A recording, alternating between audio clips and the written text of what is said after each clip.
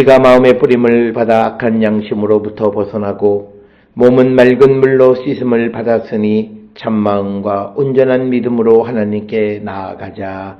아멘.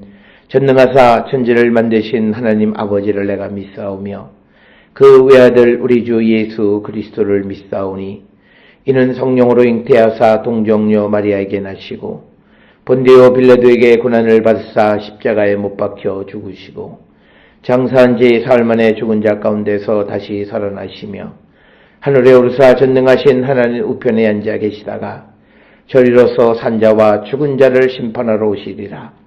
성령을 믿사오며 거룩한 공예와 성도가 서로 교통하는 것과 죄를 사하여 주시는 것과 몸이 다시 사는 것과 영원히 사는 것을 믿사옵나이다. 아멘.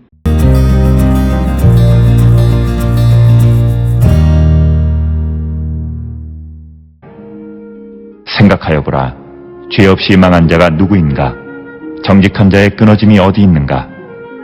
내가 보건대 악을 밭갈고 독을 뿌리는 자는 그대로 거두나니 다 하나님의 입기운에 멸망하고 그의 콧김에 사라지느니라. 사자의 우는 소리와 젊은 사자의 소리가 그치고 어린 사자의 이가 부러지며 사자는 사냥한 것이 없어 죽어가고 암사자의 새끼는 흩어지느니라.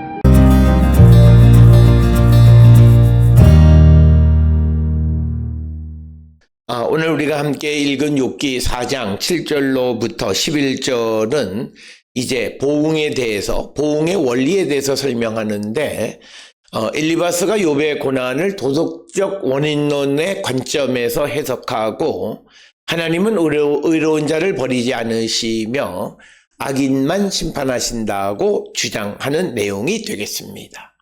그래서 엘리바스는 관찰과 경험을 통해 얻은 교훈을 근거로 욥이 현재 고난받는 이유를 암시적으로 말하면서 하나님이 공의롭게 행동하심을 강조하고 있는 내용이 오늘 주시는 본문의 말씀이고, 그러나 우리가 욥기 1장 2장에서 하나님과 사탄의 대화를 통해서 어떤 욥에게 어떤 고난에 어떤 원인이 있는 것은 아니었다라고 하는 것을 우리에게 분명하게 보여줌으로써 이처럼 엘리바스가 욥의 고난의 도덕적 원인을 찾으려 하는 것이 얼마나 한계가 있는가, 자신의 경험 속에서 찾으려고 하는 그런 시도의 한계를 우리에게 보여주는 내용이 되겠습니다. 7절에 생각하여 보라. 죄 없이 망한 자가 누구인가? 정직한 자의 끊어짐이 어디 있는가? 오늘 주시는 7절의 말씀에서 엘리바스는 징벌의 원리를 소개하는 겁니다. 그래서 죄 없이 망한 사람도 없고 정직한 자의 끊어짐도 없다고 말함으로써 욥의 고난은 곧 욥의 죄 때문이라고 말하는 것이 오늘 주시는 7절의 말씀이 되겠습니다. 그래서 오늘 주시는 본문에서 엘리바스는 행위에 대한 결과로서 그가 고난을 당하고 있고, 그래서 그의 행위가 죄된 것이다. 그래서 오늘 주시는 본문 7절은 엘리바스는 고난은 인간의 죄와 연결되어져 있고 모든 고난이 행위의 결과임을 말하고 있는데, 이것은 앞에서 1장 2장에서 보여진 하나님과 사탄의 대화를 통해서 욥에게 어떤 죄를 찾을 수 없음을, 그래서 이것은 엘리바스가 욥의 상황에 대한 권면이나 또는 판단이 바르지 못함을 우리에게 보여주는 것이고, 또 하나는 하나님의 공의, 즉 하나님이 공의롭게 행동하시고 의인을 보호하시고 악인을 심판하신다는 관점을 강조하고, 이런 내용은 잠언 11장 31절에도 기록이 되어져 있습니다. 그러나 이건 역시도 하나님의 공의로운 심판은 맞지만, 그러나 의인에게도 하나님은 고난을 주시기도 하는 분이다라고 하는 것, 그런 관점에서 오늘 주시는 죄 없이 망한 자, 정직한 자의 끊어짐이라고 하는 것은 단지 행위와 결과론적인 원칙에 의한 것이지 하나님의 계획에 의한 그런 생각은 아님을 우리에게 가르쳐주고 있고, 이어지는 8절에 내가 보건대 악을 밭갈고 독을 뿌리는 자는 그대로 거두나니, 그래서 악을 행하는 자는 악을 거두고 독을 뿌리는 자는 독을 거둔다라고 하는 거예요. 그래서 이 말은 악한 행위를 하는 자가 스스로 행위에 의해서 고난을 얻게 된다라고 하는 것입니다.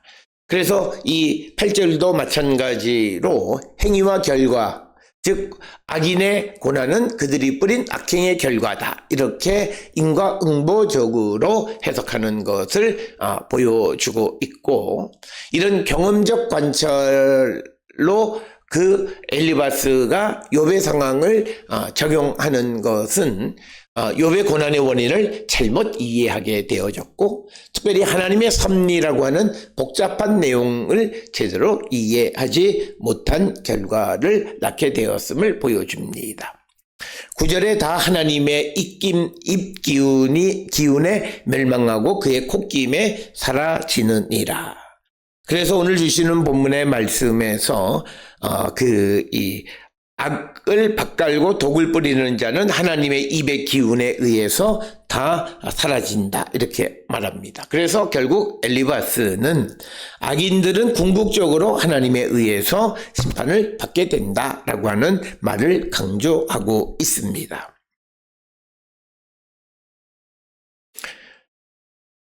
그래서 오늘 주시는 9절에 있는 이 말씀에서 엘리바스는 하나님의 능력과 심판을 강조하면서 악인이 하나님의 분노로 인해서 멸망한다, 이렇게 이야기를 합니다.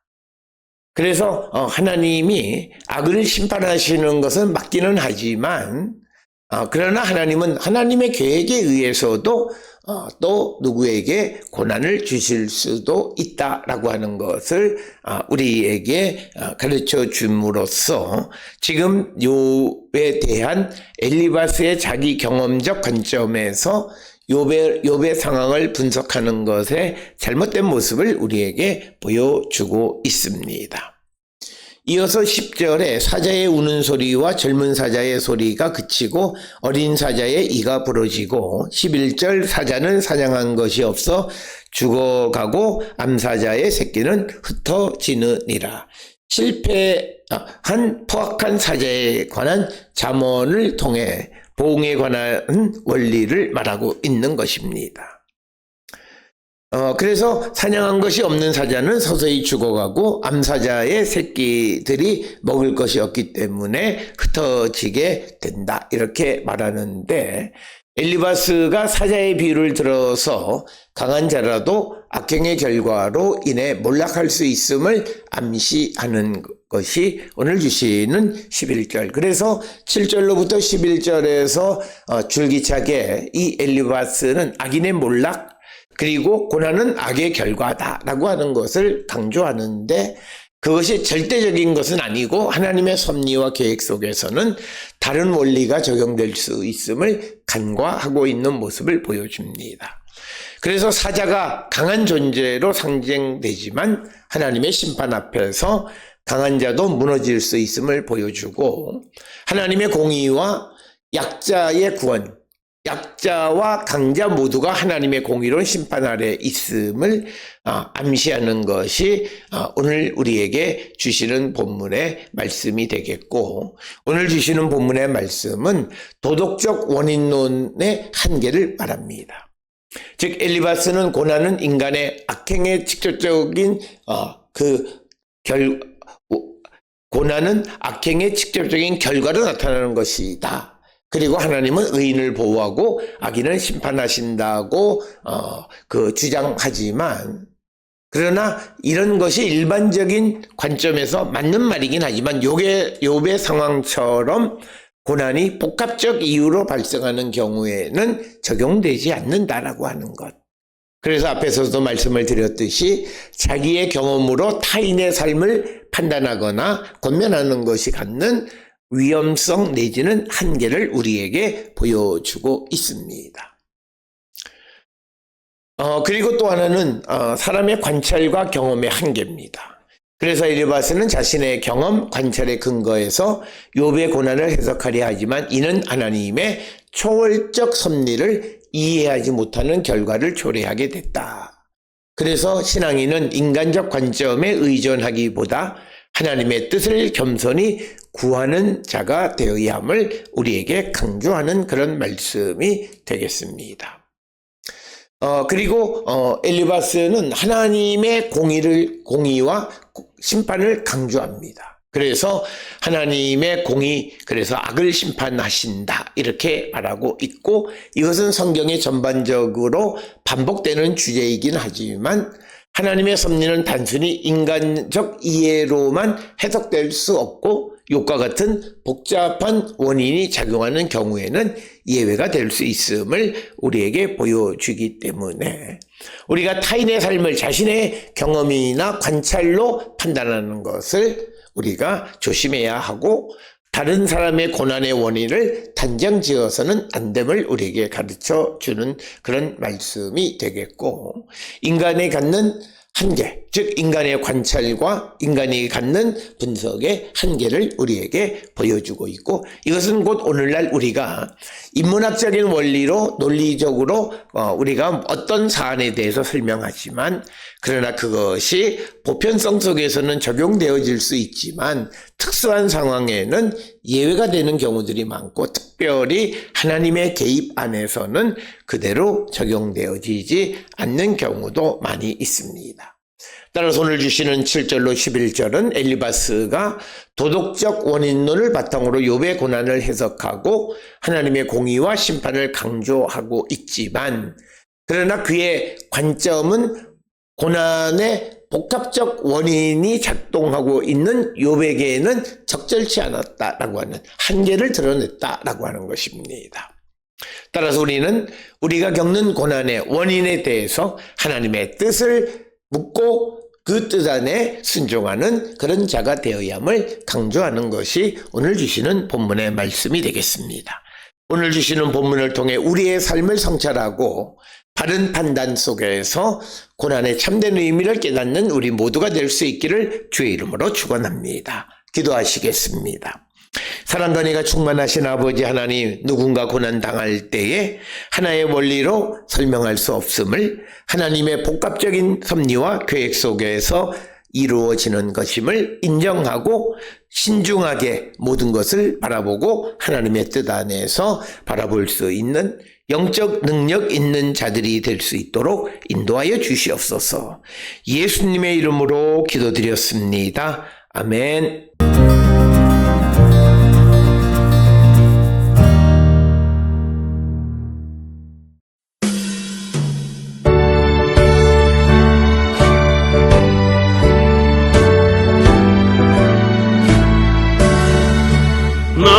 나그네와 같은 내가 힘이 부족하오니 전능하신 나의 주여 내 손 잡고 가소서. 하늘 양식 내게 먹여주소서. 하늘 양식 내게 먹여주소서. 수정 같은 생명수로 항상 깨워주시고 불과 구름 기둥으로 갈 길 인도하소서. 나의 주여 힘과 함께 되소서. 나의 주여 힘과 함께 되소서.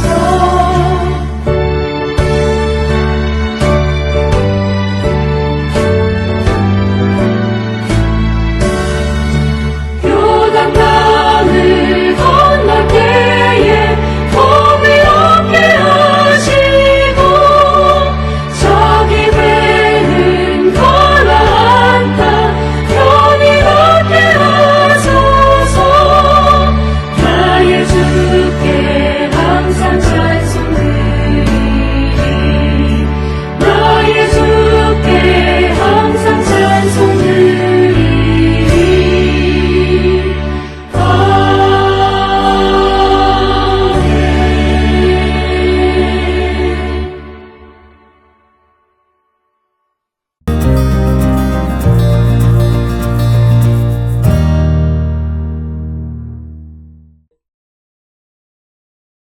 기도하시겠습니다. 이제는 우리 주 예수 그리스도의 은혜와 하나님 아버지의 무한하신 사랑과 성령의 위로 역사 교통하심이 보편적인 원리로 어떤 한 사람의 고난을 함부로 판단하지 않고 하나님의 섭리, 하나님의 뜻 안에서 모든 것을 바라볼 줄 아는 자 되기를 결단하며 세상을 향해 나가는 우리 모든 성도들 머리 위에 이제로부터 영원토록 함께 할지어다. 아멘.